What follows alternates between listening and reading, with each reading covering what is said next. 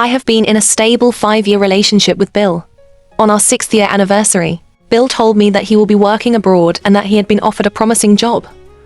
An opportunity he couldn't refuse. I smiled at him, because I'm happy for him.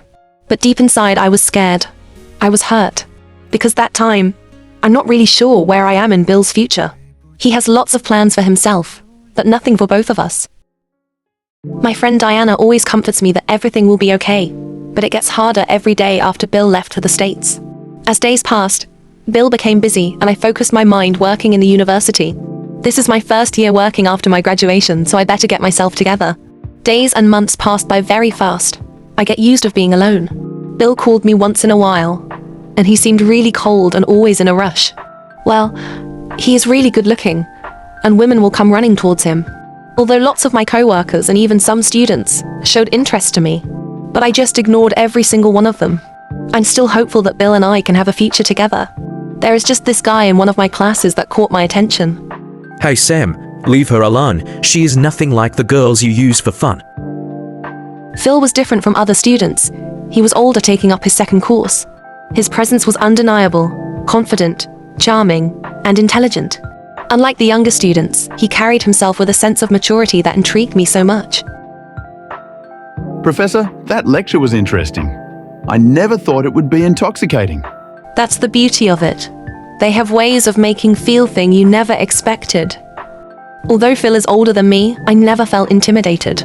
Every word I say, he listened gracefully.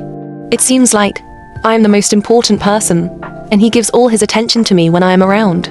He would stay behind after class, asking about literature, life, and even love. I found myself drawn to him, not just for his intelligence, but for the way he made me feel. Alive, noticed, and understood. From that moment on, our conversations became longer. Our interactions more personal. We spent time talking, and I look forward to receiving his messages and calls more than anyone else. And I know I'm not the only one who feels this way. I never felt this kind of connection from anyone before. But then, how am I going to tell her that I am also in a relationship with my best friend? My best friend, Liza. She has been in my life for as long as I could remember. Our families had been close, and from a young age, it was expected that we would end up together. She had always loved me, and I really cared for her deeply, but I had never been certain if what we had was truly love or just familiarity. But family expectations were hard to break. We were already engaged. Once I finished my studies, your marriage was set. Well, at first, I thought I could keep my feelings in check.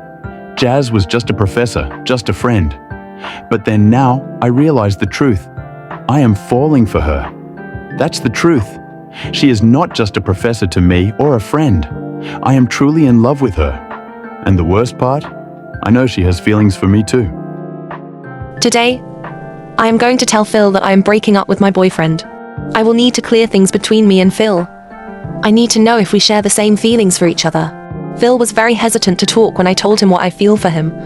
I know because he doesn't want to hurt my feelings. But he was able to tell me that he is already engaged with his best friend. I could feel that he was very sorry. Still, I was speechless.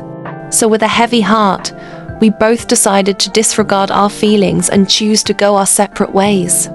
Words are easy to be said and done. Even every rational thought told me this was wrong. But reasons had little power over emotions, and the more I tried to resist, the stronger my feelings for Phil became. And Phil? He struggled too. There are lots of times I can feel that he is just staring at me, waiting for our eyes to meet. We have lots of fears, doubts, and hesitations. But how long are we supposed to set aside our feelings? It's Friday and everyone else went home already. I took time doing my lessons. It's pouring outside, so I don't have to rush home. Where are you? Still in school. I'm about to leave. Wait for me, please. I shouldn't wait for him, but I did. Phil rushed inside the room. His clothes were soaked. He looked frustrated. I wanted to hold and comfort him, but I held back.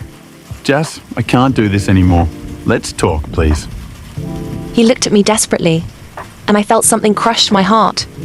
I feel his pain. I feel his despair.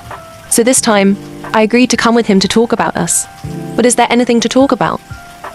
There was never been an us, and that was the hardest part. Phil asked me to give us a chance. To go back to what we were used to before. When we could talk for hours, and sitting beside each other was enough. And when we cared about nothing else. But this is going to be different now. Because we both know that this wasn't just a fleeting attraction.